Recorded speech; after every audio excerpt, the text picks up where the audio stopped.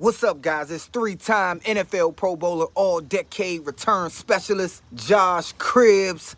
I want to welcome you to the College Sports Connection podcast, where AA Alex and AJ host the Mid-American Conference best.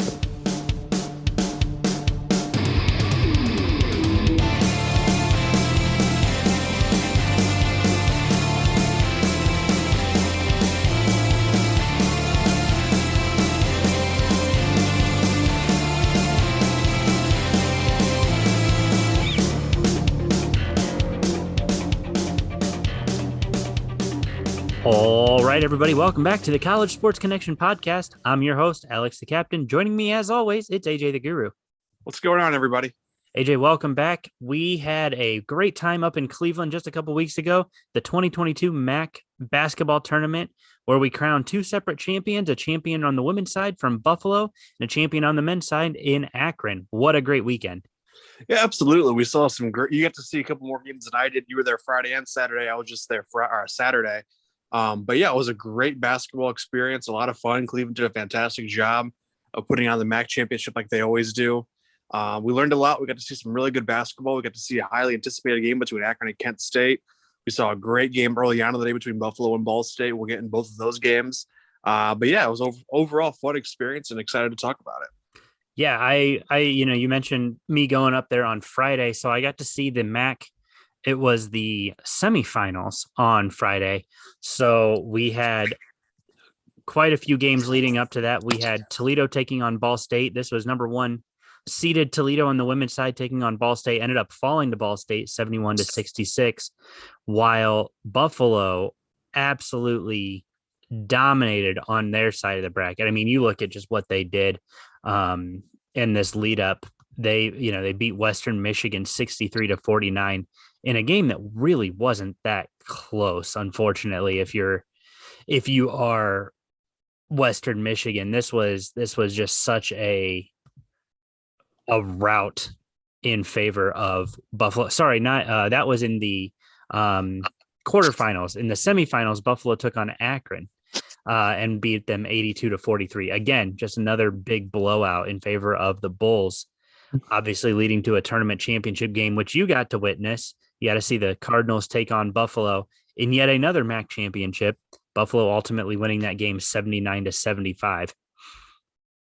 Yeah, that game was, I mean, obviously the final score was only a 4-point difference, but Ball State really had their opportunities there late. Just came down to a couple of missed free throws there that really kind of cost them there towards the end in the last 2 minutes or so. But it was a fantastic performance both by Allie Becky for Ball State.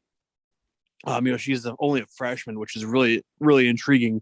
We're really excited to watch her grow over the next year or so within the conference and within Ball State athletics and Ball State basketball. She's going to be a fantastic player to watch. She'll be definitely on watch lists next season as a champion of some award to some degree in the conference. But she's going to be a lot of fun to watch.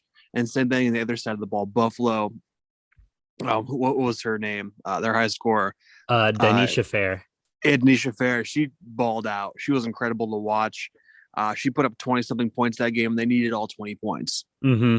Yeah, no, I was very impressed. I mean, Ball State has a great crew of young players. You look at Thelma Augustdaughter. You look at Madeline Bischoff. You look at China Latimer, Allie Becky, who you mentioned. I mean, this was just a team who came out.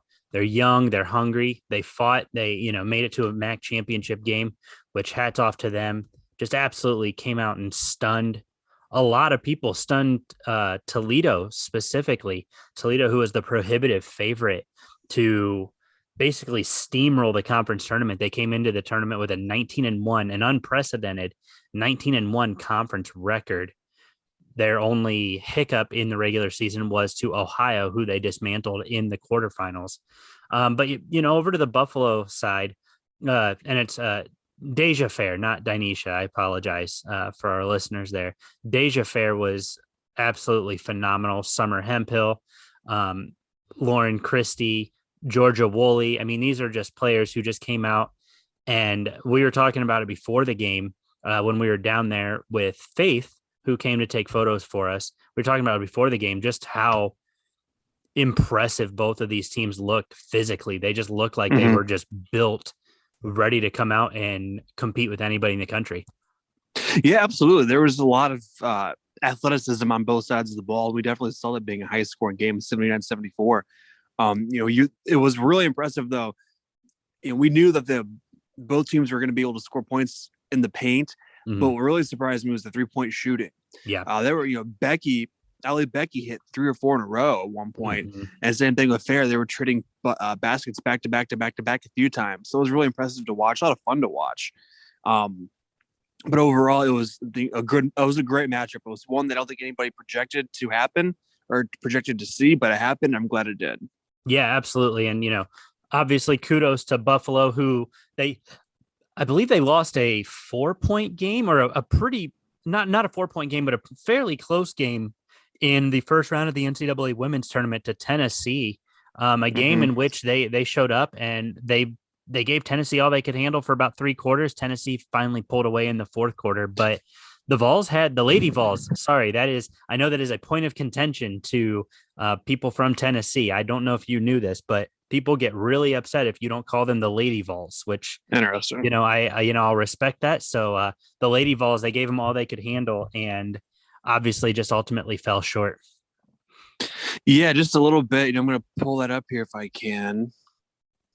Yeah, 80-76. They played on this past Saturday, a 13 seed to a 4 seed. Buffalo kept it close, like I said, for a little while there. Then ultimately ended up being a little too much. But Buffalo does end the season 25-9, as the Vols are 24-8 on the year. After the first quarter, Buffalo led 17-15 and kept it pretty close. But that the end of the 3rd quarter and the 4th quarter really wore down the Buffalo ladies. And Daisha Fair with 25 points, averaging her normal again. She was 10 of 28 from the field, 0 of 2 for 3 throws. Yeah. It was something, 13 seed and 4 seed is always tough, but Buffalo held their own as long as they could. Yeah, Buffalo looked really great in that game, especially like we mentioned, the first 3 quarters. Came out tough, ultimately dropped a tough one to Tennessee, who I believe is still alive in the tournament, or did they get bounced? Nope, they are still alive. They are in the Sweet 16. They take on number 1 seed Louisville. That'll be a good one this Saturday. They've had a couple other games since then. In the second round, they beat Belmont 70-67, who was a 12 seed in the tournament. So they've had what you might consider back-to-back easy seeds, with them being double-digit seeds, but big test for them on Saturday as Tennessee takes on Louisville. Obviously, I think I'll be pulling for Tennessee since they're the one team to knock out the lone MAC representative. And, good luck to the Lady Vols. Yeah, I mean, you look at the scores here for the Lady Vols here, 74, 80, and 70. They put up points, and I think Louisville does the same thing. So this is going to be a really high-scoring game. It'll be a fun one to watch out in Wichita. Yeah, absolutely. I'm really looking forward to that one. That one's going to be a lot of fun.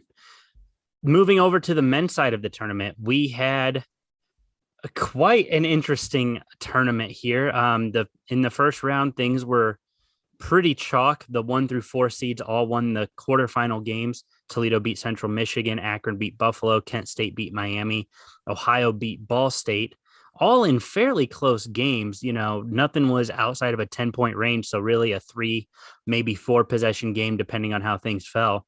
The semifinals is where things got interesting. And I was there for this first game.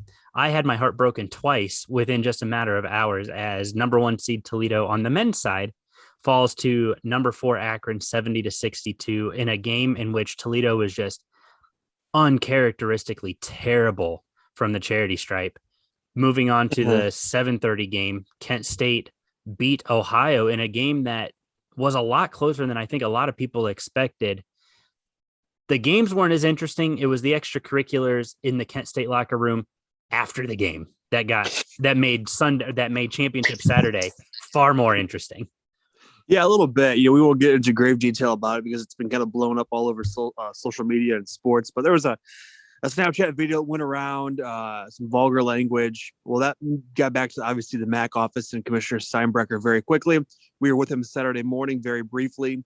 And I think shortly after we spoke to him, he had announced suspensions One player was suspended for the entire game. I believe 2 were suspended for the first half, 2 or 3 for the first half. Yeah. But that had come right after we had spoken to him. I do applaud him, though, for acting so quickly the way he did, because that is unacceptable.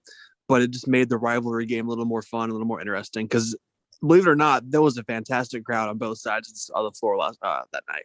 Yeah. So not diving into that too much, but I mean, there was a lot of blowback on social media from, people calling the MAC office soft for that suspension. And, why can't people, dislike their rivals and things like that. I don't think it was necessarily an issue of disliking your rival. You could say, oh, we're going to go out and drop 40 on them. You hear that in, or like a player will say, I'm going to go out and drop 40 on him myself, whatever. You hear that in games all the time. You talk about Mike Hart referring to Michigan State as little brother back in the Michigan State rivalry during his senior year. So you hear players do this all the time, right? They do it in press conferences, whatever. But it was the excessive language, the derogatory slang, the specifically calling players out that made it such a bigger issue than just saying, oh, they don't like their rival. Like, sure. I mean, I think really they got suspended because the diss track was just so terribly timed with any kind of rhythm. Yeah, absolutely. It was one thing I get it. It was, high energy, high emotion after a game. You want a game to go to the championship. It's all fine and dandy, but it's one of those things that happen. You just can't allow it to happen. But nevertheless, like I said, it made the game more interesting, more fun. It made it close, made it a little heated at times too. There were some times where the officials had to jump in and separate a few guys, but they did a fantastic job. I think the officiating crew of not, calling technicals or, fouling anybody because of it. They let them play, and it was a high energy game. And that was what was really fun about it. Yeah, it really was. And, this was a game that went back and forth early. I think, Kent State came out. Really, I want to say Kent State came out tired, obviously being the nightcap of the tournament. And they had actually swept Akron in the regular season. So they came out a little bit tired. Akron took a 9-point lead into the halftime, 34-25. And then Akron just came out firing on all cylinders and won by 20 to finish out this game, winning 75-55. Ali looked impressive. He had 15 points. Enrique Freeman had 15 points, or had 23 points. Xavier Castaneda had 15 points. This was a team who just came out. They were hungry, and hearing a diss track about them in the in the build up to the championship game is not what you want to have happen if you're Kent State, and I think they ultimately paid for it. Yeah, absolutely. They really did. It was the ticket to the dance, and Akron was able to capitalize on that dance, and which we'll get into here in a minute. They played UCLA the first round, and it's easy to say now, but Akron was maybe a couple free throws away, maybe a missed layup away from winning that game. Akron was a couple free throws away. I'm frustrated for Akron because this was a game that you look at what they've done all season, right? They started the season at Ohio State and lost by a point. This was a game that they really came out and they were firing on all cylinders. They obviously run through, they take the 4 seed in the MAC tournament. So they were one of the best 4 teams in the MAC, but their game against UCLA was just, wow, the low scoring. And I remember talking to you about this at halftime of that game, talking about how neither team might break 60. And sure enough, the final score is 57-53 in favor of UCLA. I think there were, as MAC fans, and I say that knowing full and well what we are, I think there are a few questionable calls in favor of UCLA down the stretch that kind of changed the tide a little bit. But hats off to Akron, who had no seniors on this roster, so they're returning everybody, and they plan to do a title defense next season. But that was exciting for them to go out and compete and to represent the MAC. They represented the MAC well against a team who finished in the Final Four last year. So I'm very impressed with what Akron did and what they came out to do. Yeah, absolutely. I didn't realize that they didn't have any seniors up until the end of that, or the beginning of that ball game. And Akron came out hot. They were a fun team to watch, and we didn't really know how they performed. Mm-hmm. Uh, you know, being in the being a 13 seed in the tournament, you go 13 versus a 7. But when you look at Versus a 4. Akron I'm sorry. Versus a 4. Oh, 4. I'm sorry. Yes, 4. You kind of look at the stats from that ball game. It was a 57-53. But Eddie Freeman, Mm-hmm. Enrique Freeman, I'm sorry, it's a sophomore who just turned on Mm-hmm. in the championship game, in the MAC championship game. He's 6'7", 206 out of Cleveland. So maybe that was a little extra added bonus there to him. But he averaged 13.2 points a game. But during the MAC championship versus Kent State, he played 38 minutes, shot 80% from the field with 23 points. Mm-hmm. And he was electric, both on offense yeah. and defense. And he was so fun to watch. He ended up winning player of the game. Yeah. No, I mean, he was electric. He was part of the all tournament team, which we can talk about here in a minute. I mean, he just absolutely dominated. And I got numbers from that championship game. Excuse me. Mm-hmm. 8,361 people were in attendance for that game. So, I mean, you talk about how that arena looked full. I mean, that place seats less than 20,000, Rocket Mortgage Fieldhouse, and it looked pretty full, especially that lower bowl. Part of the second bowl looked relatively full, but that lower bowl was packed. Of course, it's easy to pack the place when both schools are less than an hour drive away from the arena. Yeah, absolutely. And I think it was Akron that brought a nice little student section too that was in that middle bowl, Mm-hmm. and they were very boisterous as well. Oh yeah, the Ac Rowdies is what they call themselves, and that you can follow them on Twitter. They are loud, they are electric, and they get hype. It's a lot of fun to watch them at games. Yeah, they did a fantastic job. They were definitely heard throughout the stadium, and we were in that middle bowl as well, so they were directly to our left, Mm-hmm. and I don't think they sat down the entire game. No, I don't think they did. I think that they were loud, proud, and there to cheer on their Zips to victory, which ultimately, as we mentioned, 75-55 over in-state and 10-mile away rival Kent State. Yeah, just such a great time.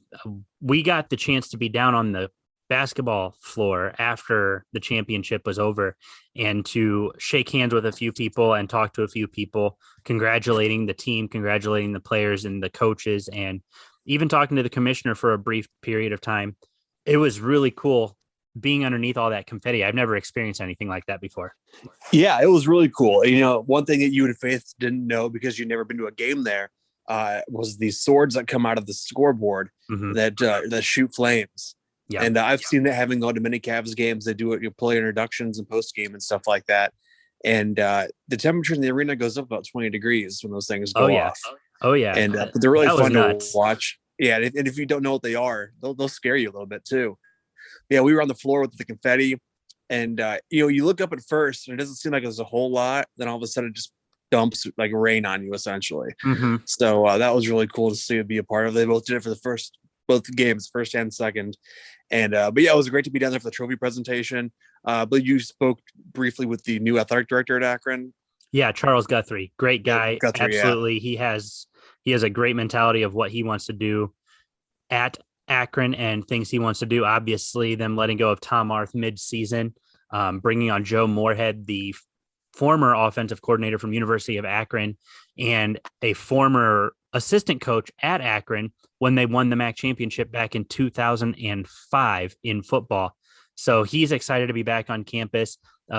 Charles Guthrie you can just tell he is passionate to turn Akron into a school with winning athletics. Absolutely. They started off great by getting a transfer quarterback from Oklahoma, I believe it was. Mm-hmm. A highly touted quarterback. So that'll be great for him to start off with. But I think we're going to have Guthrie on at some point. We told him we wanted to. He said, not a problem. So we'll hopefully set that up here sometime soon. That'd be a lot of fun to get the business side of things, learn about what it's like to run a Division I athletic program, not only running one program or one sport, but running 10 or 12 different sports or however many they have on absolutely. campus. So it'll be fun to talk to him. But yeah, we had a great experience. It was a lot of fun. Thank you to Jeremy Guy and the MAC for hooking us up again. It's kind of funny. Faith had a great access the first game to get down there and get pictures and stuff like that. And it was kind of little different the second game around. Security tightened up a little bit. I think it was because of the social media video that did go out. But nevertheless, she was able to get it towards the end of the game, get some great photos, and then be on we always keep an eye on her wherever she goes, make sure she doesn't get trampled or anything like that. And well, it helps when she wears like a hat that we can spot her with. Exactly. It works out perfectly, especially when we're in Detroit at Ford Field, because she looks like a little dot on the field from our vantage point. Oh yeah. But yeah, then we looked for her and then couldn't find her, and all of a sudden she's on the court right in front of the gate, getting ready to take pictures of the championship trophy and the championship celebration. So that was. I remember sitting up there in the press area, and we're like, "Where's Faith? I don't think she's out on the floor. I don't think she's out on the floor." And then we see her walk up with, I think she was wearing her blue hat. We see her walk up, and she's the first one there at the entrance to the championship trophy, and got some great photos. We'll be posting those up on our website here soon, guys. She did an absolutely phenomenal job. So thank you, Faith, again for all you do, making us look good, but also making our photos look good and taking some absolutely stellar shots. Yeah, without a doubt. I'm excited to post those. It'll be a lot of fun to look at.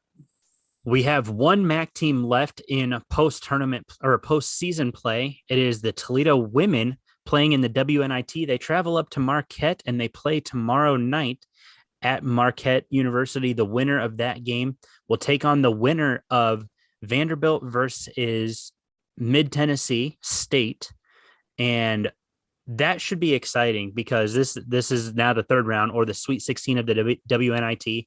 I know a lot of people kind of look at tournaments like the NIT and the WNIT, and yes, they're less funded. Yes, they're not as big or as important as the dance. Obviously, everybody knows that, but the NIT for years was considered the elite championship tournament of college basketball. So this is a tournament that has carried a tradition for many, many years and continues to carry a tradition.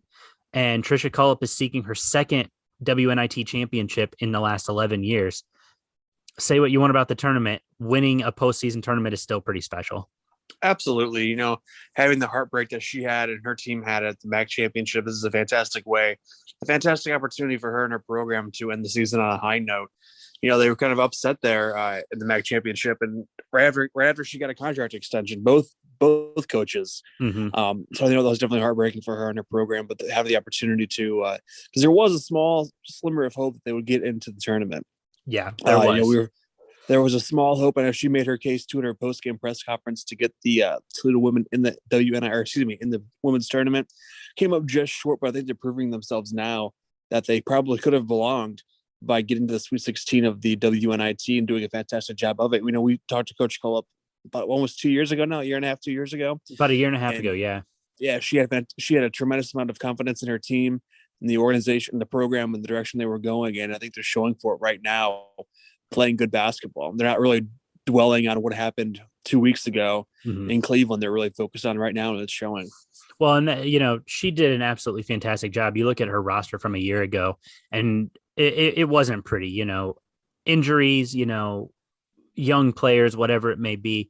It was a rough time, but she has done an absolutely wonderful job of assembling a great roster. And she's admitted like that part of them not getting an at-large bid is a little bit her fault. And she's come out and has said that because she did not schedule as many big opponents as she normally would have, given that she didn't know what her roster was going to be. She wanted to get her girls experiences and opportunities to try to go win a MAC championship, which they ultimately did. Again, a 19-1 regular season record, which is a MAC record. It is the first time any MAC program has done that on the women's side, finished with a 19-1 record. So obviously a testament to what they've done. But I think that the case could be made, and I think Trisha Cullip is correct on this, the case could be made that the committee needs to look at the entire body of work. Obviously, you know, a fluke game in Cleveland can derail your entire season. And I think that's wrong. You know, you look at both the men's side for Toledo and the women's side for Toledo. And obviously, as a Toledo guy, I am a little biased, and I recognize that. But when the Toledo women finish with a regular season record of something like 26 or 27-4. Yeah, and 19-1 in their own conference. 19-1 in conference play. And you're telling me they're not good enough to play in the NCAA tournament. Mm-hmm. And they, the team that they just played Kent State. They just blew them out by 20. A team who beat UCLA at the time, who was ranked, who was playing in this WNIT tournament.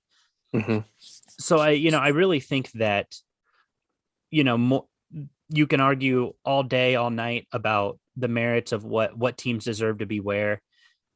Unfortunately, Toledo does fall short, and they don't make it back to the big dance. Last time they were there was 2017, where they got bounced by Creighton in the first round. It was a 7 versus a 10 seed, if I remember correctly. But the men for Toledo are suffering the second longest drought in the MAC, 43 years since an NCAA tournament appearance. Mm-hmm. Do you know who the longest drought is? Ball State. No, it is Bowling Green.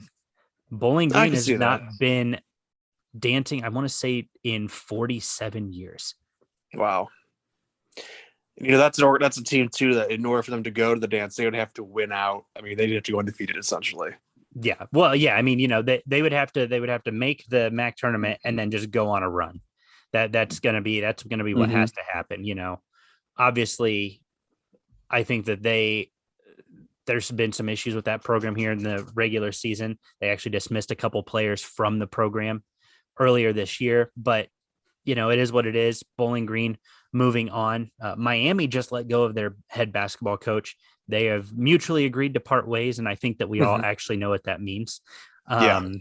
But they have agreed to part ways, and he is no longer in charge of that program. Miami was not a good basketball program this year. No, they weren't. So not at all. That's a team too. It's kind of interesting because you look at Ron Harper, for example. He's a Miami, Ohio guy. Yeah. And his son plays or just declared today for the NBA from Rutgers. And he's a guy who you can look at from Miami. So he's the maybe one success story when it comes to basketball. Right. Yeah. I mean, and that's the thing is, you look at the MAC as a whole, there aren't a lot of big names that have come through the MAC that have gone on to play basketball. There have been a few guys who, most notably from Kent State. Kent State seems to have these one-off random football players who go and blow it up in the NFL. You got Julian Edelman, you've got Josh Cribbs, and then you've got Antonio Gates, who played basketball at Kent State before he went on to have an incredible professional football career. He helped that Kent State team make it all the way to the Elite Eight.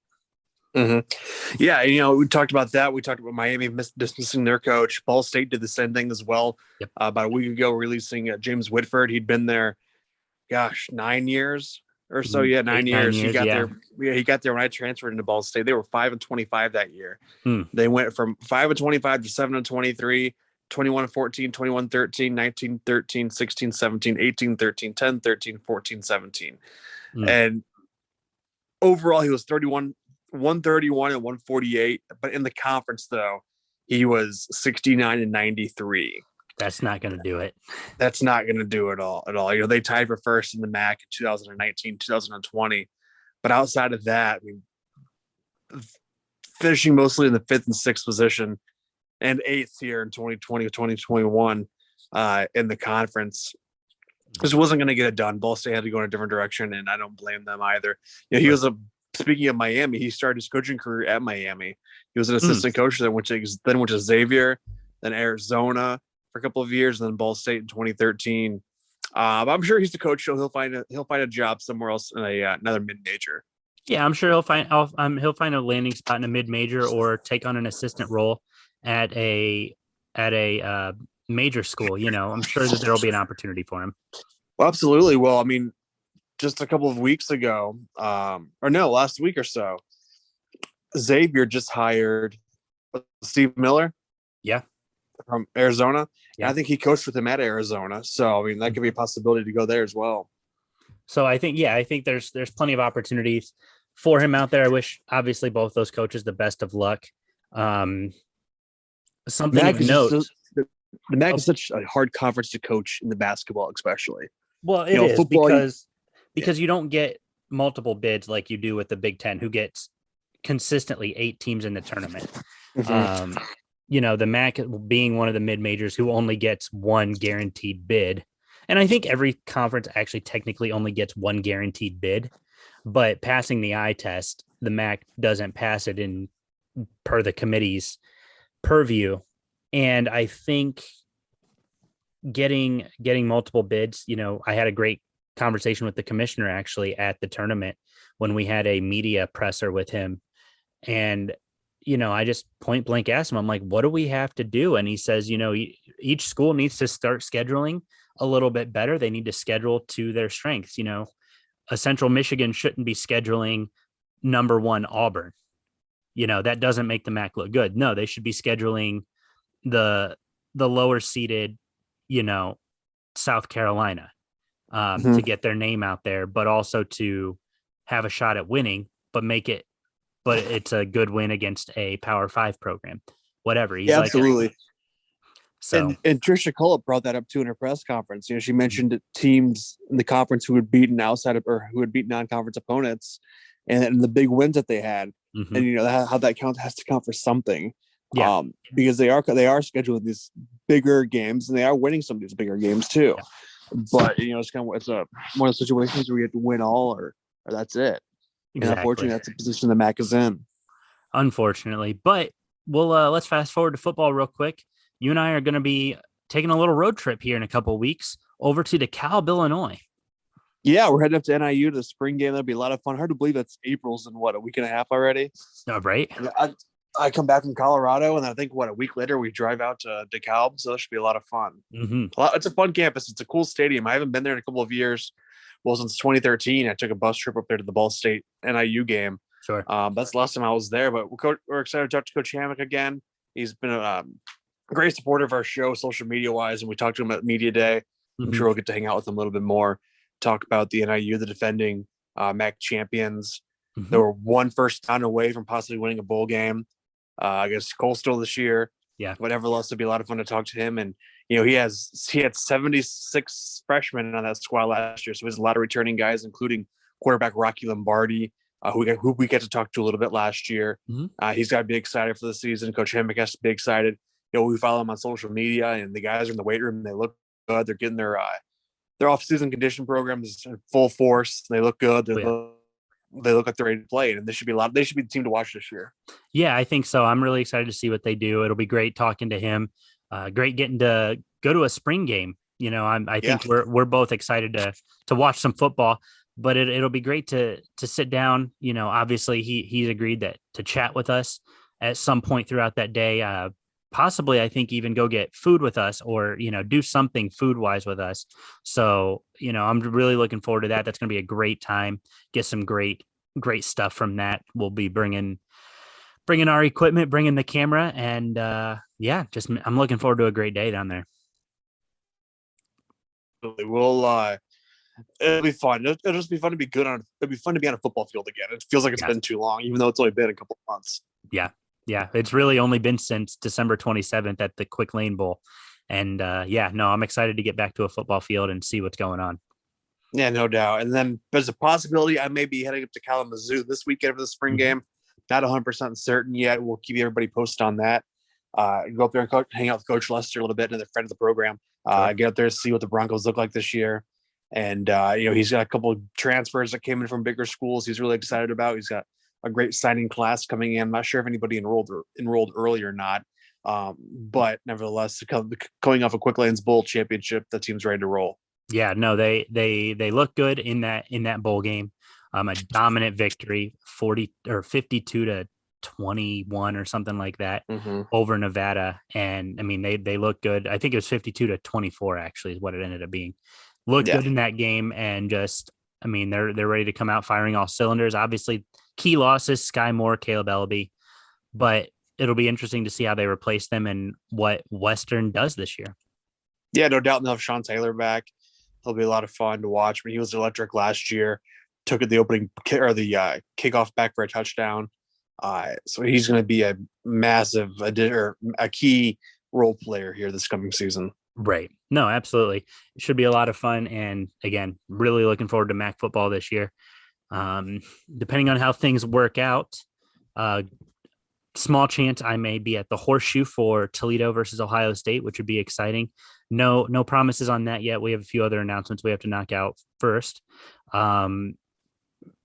I know we didn't really talk about it, but I kind of want to announce something that you and I have discussed about starting a blog for the company.